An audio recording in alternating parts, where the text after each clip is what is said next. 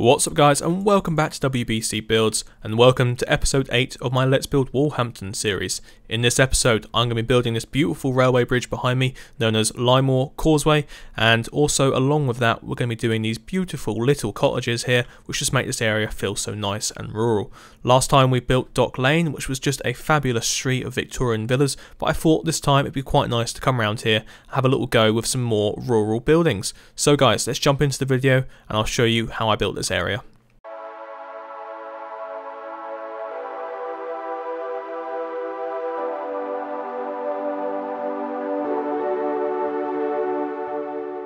So we start down here in the south of Walhampton along the river Lymore.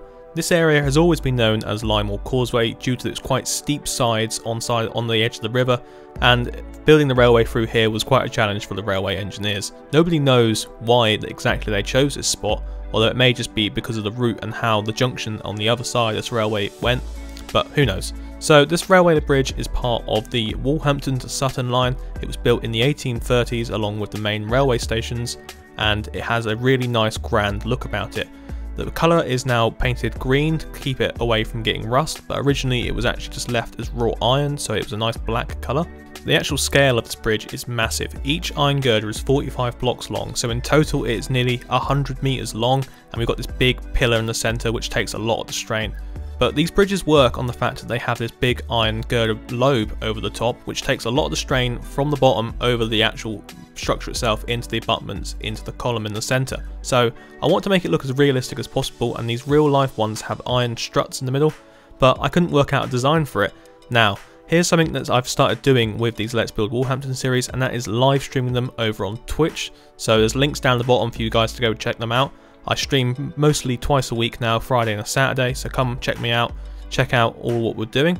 And what happened was I opened up this to the comments and also to the builders on the server to come over and give me ideas on how to build it.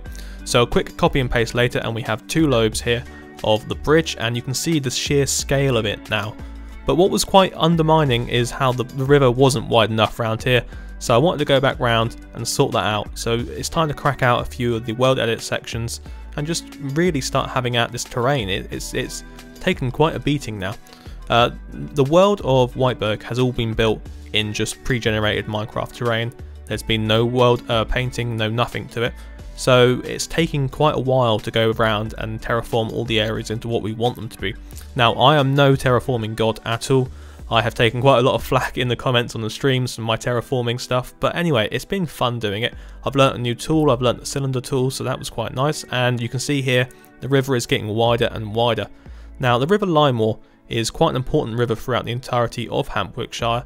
It flows from the northern section of Walhampton. It comes out of a little spring there, goes into quite a big river down here by Walhampton, and then carries on south through Hambridge all the way out to Lymouth, which is something me and MS Builds are going to be building at some point together. It'd be quite nice to collaborate with builders on my server to get a nice town going, and that's going to be a small little fishing town, so we'll see how that goes in the future. But for now, back to Lymore Causeway. And yeah, this bridge, so the inspiration came from nowhere really. I just thought this idea up in my head.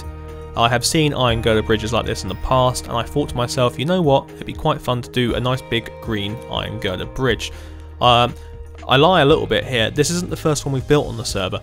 There is actually one just like this in the docks section of Walhampton, but that will come in a later episode of the Let's Build Walhampton series. I have already live streamed that, so if you do want to have a sneak peek at that, there's some videos you can go watch on that. But it was the prototype bridge for this one, and then I thought suddenly, you know what, let's go build a really nice big iron girder bridge. Now, I was actually out walking around New Forest one weekend, and it gave me a lot of inspiration for building a railway line, because there is actually an abandoned railway line that was once the Southampton to Dorchester line, ran through there, ran through Brockenhurst, and there is now a railway track sort of route you can ride along, and it's still got a lot of the old bridges and a lot of the old embankments there. So I came back home from walking around there and went, you know what, let's crack on with building this railway line, because it was going to need to be built at some point, because we've done all of the alignment for it. All it was left to do was the proper hard civil engineering stuff. So a copy and paste later again, and we've got the entirety of the bridge main superstructure up. All that's left to do now is actually build the bridge into the landscape. Now this is really quite an important part of building this entire section, because you've got to make the bridge look like it works. So on either end I've gone for big brick abutments, filled up behind with loads of land, and in the centre, like I said, we've gone for this big brick column. Now on the actual sort of handbridge side of the railway line here, there is nothing, it's floating, so having to go through here and just fill that all up with land again to make sure it was perfectly sound and looked real.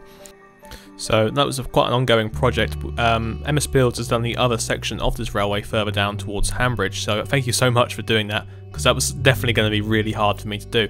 I have a section to carry on with up just past here to another bridge. We'll get that done on a live stream at some point. Now during this building there was a slight hiccup with World Edit, and there are now some sections of the world that are completely made out of birch leaves. So yeah, don't mess around with World Edit, guys. Anyway, so we're moving on now to getting the signal box in here for Lymore Junction, and you can see there is a curved track that goes off now towards the left hand side of the screen, and that goes towards a little town known as Brookley. So Brookley will be a recreation of the village of Brockenhurst in the New Forest, and luckily for us in this world it's actually sitting in what's known as the Great Birch Forest, which is what you can see there in the left hand corner of the screen, just expanses of birch. So it'd be quite nice to do, and that would be where a lot of the birch chopping and the birch sort of stripping happens, and that's a lot of the main exports of Walhampton comes from Brookley's lumber mills, so that'd be quite cool to do at some point. Anyway, moving on now to sort of the final sections of the main bridge itself, just getting all the abutments in on the other side, and then we're going to build some little cottages. So these types of bridges tend to have signal boxes around them if they are on a junction like we've built them here, and then the junction workers are going to need somewhere to live. Now this is fairly far out from Walhampton, and there is only one bridge out of Walhampton. Currently there will be another one over the River Lymore a little bit further up there. You can see the red in the background. But for now it was quite a nice idea to build a sort of set of semi-detached cottages here. So I've gone for 4, and they're built in a very nice sort of early Victorian style. We'll get onto those in a little bit, but for now just beautifying the rest of this area, because it is just really nice to put some trees around and you really start to see the effects of the landscaping going on here. Now we've got one more mission to do with the actual railway bridge, and that is putting down the tracks.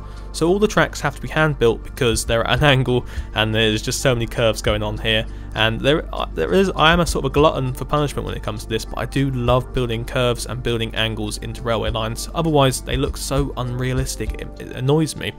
At the moment, talking about unrealism, the signal box is floating away there, so I don't know. I'm not the best person to judge what's real and what's not real. Anyway, so moving on now, we are going to carry on with this railway line at some point in the future to Brookley. That will be another project in the Let's Build Whiteberg series, but I haven't got a start date for that just yet. You know, hold my word to it, but we will get to it at some point. But yeah, I love building railway lines, and you probably should know this already because we did the whole train station for my 1K special. But this is really nice out here because it's got this really nice rural setting to it. So what we're doing here is just putting a little level crossing across the railway here, so you can get from the road where the cottage is going to be and the signal box, and that's just another little level of realism that really helps bring this place to life. So moving on to these little cottages, I took inspiration from a row of buildings in Lymington, as I do for a lot of my stuff in Walhampton, and I wanted to try and just get this really nice rustic feel to them. I'm usually quite used to building big impressive Georgian buildings or just shops or something in town, so building something smaller and at a scale that is still manageable was really quite hard. So I went for jungle planks here instead of bricks because I think the colour of those really help make it feel a bit more rural, and the roof itself made out of andesite slabs because again it's something a little bit different. Now avid viewers of the channel know that I like to use anvils as chimney pots. In this case I've gone for flower pots and walls because that's how this place needs to look. Look at them, they look like a proper English row of houses. I started off having the idea of changing this one over on the left hand side with different colours. I did like what I put in here, but then I switched them around later on. And then you've got a little plaque in the centre of the right hand side ones just saying the date on it when they were built and the fact that they are railway cottages. Now if you go up and down England, you'll see these places everywhere. This is exactly what you find out in the middle of nowhere by a railway line. They are called railway cottages, and I really wanted to build some of these for ages, so they are amazing. I'd like to again thank MS Builds for coming over and giving me a hand with a little bit of landscaping. You can see him there inspecting some bushes. So just putting the gardens in here, I've gone for quite large gardens because you know you're out here, you're not really around anyone, and you've got a lot of property to play with. But the signal box is sitting up there on the hill, just looking perfect. So guys, this has been a interesting, different sort of take on my Let's Build Walhampton series. I don't normally do landscaping episodes, but I thought be quite fun to do. So I hope you guys have enjoyed it. Now stick around to watch the cinematic at the end, and I'll be back next time with some more Let's Build Walhampton. So guys, thanks you so much for watching, and I'll see you later.